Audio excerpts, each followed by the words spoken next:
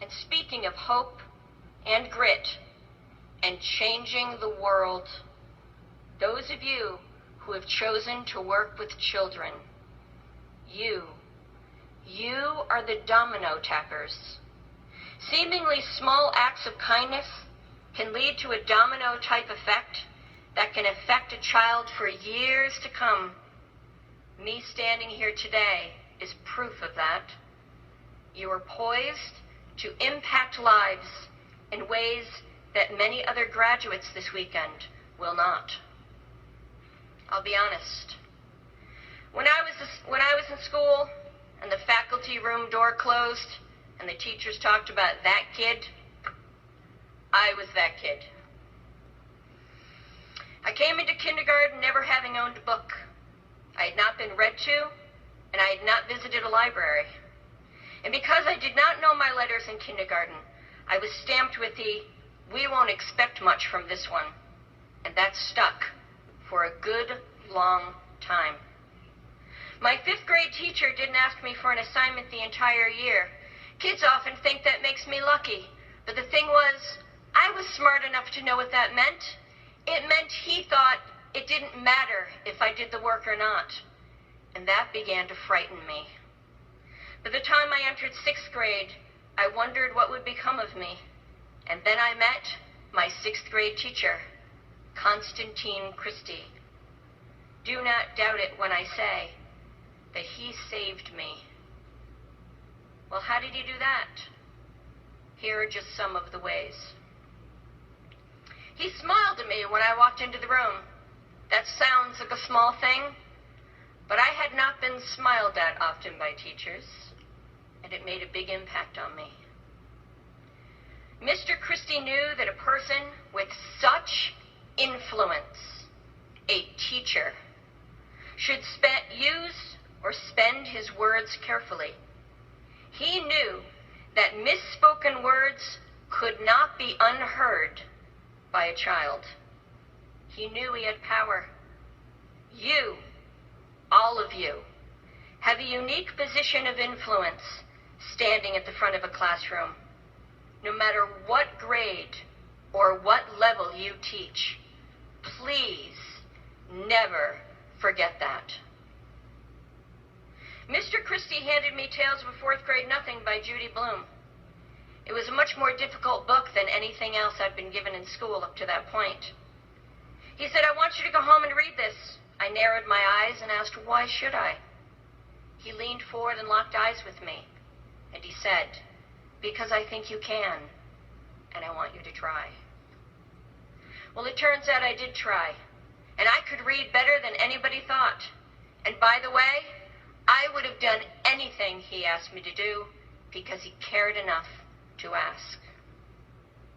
In the flavor of UConn's own Dr. Joseph Renzulli, Mr. Christie excused me from math assignments he knew I'd master to have me tutor 1st and 2nd graders in the metric system, because, it was imminent. We were all going to change over.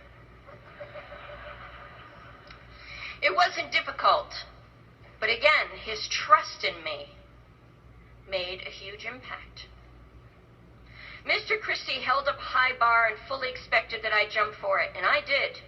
For the highest compliment you can pay a student is high expectations, and I knew that as an 11-year-old. You may think kids want you to let them get away with stuff. You may think that they want you to be their buddy. That isn't so. They want to know that you believe in them enough and care about them enough to hold up a high bar for them. You see, the thing was, Mr. Christie understood the balances necessary to be a great teacher. He didn't just look, he saw. He was structured and yet flexible. He was firm, but always kind. He knew sometimes I needed guidance, and sometimes I needed a good swift kick in the butt. He modeled standing tall, but he never hesitated to rest his hands on his knees to look me in the eye.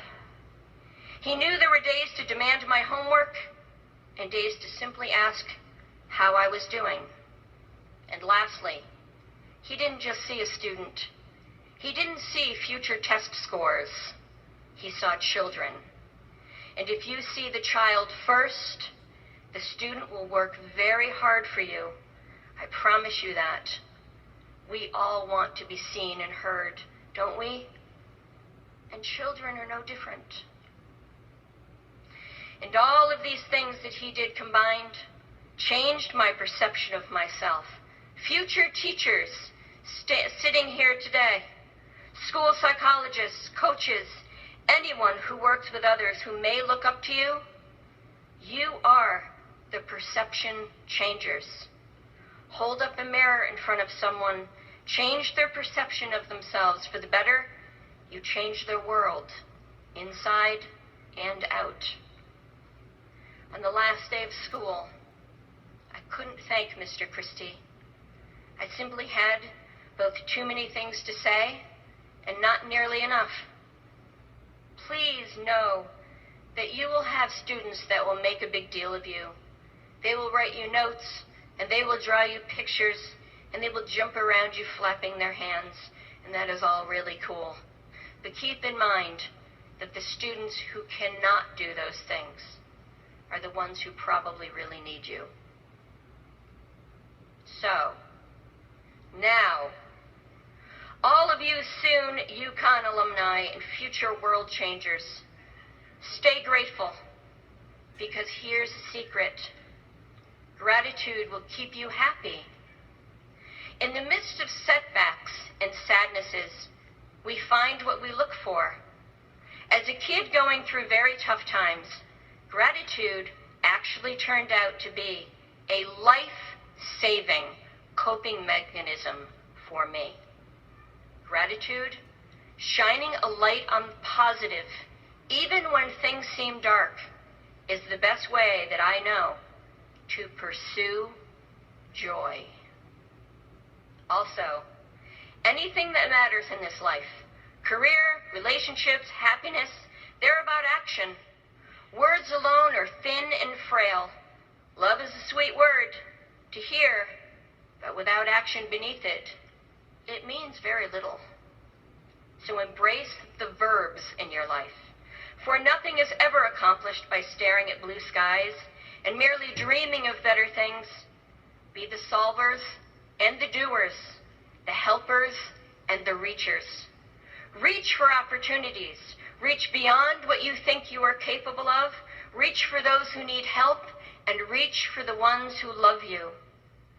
If you can do all of that and carry gratitude in your pocket all the while, well, you'll be successful in your careers.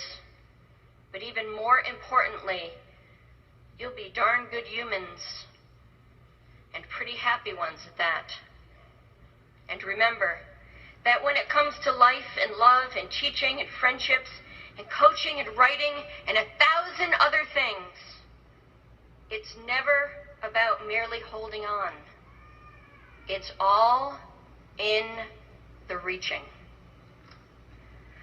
My sincere congratulations to you all, University of Connecticut, class of 2017. Thank you, and good luck to you.